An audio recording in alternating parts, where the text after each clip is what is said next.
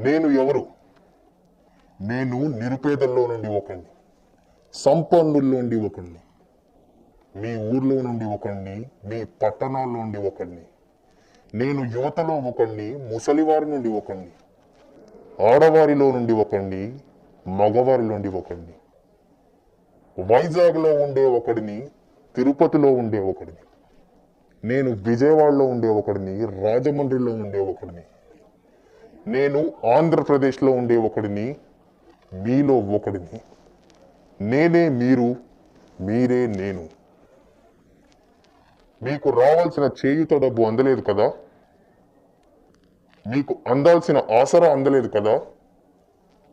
పోనీ మీరు ఎదురు చూస్తున్న ఈబీసీ నేస్తం సంగతి ఏంటి? అందిందా?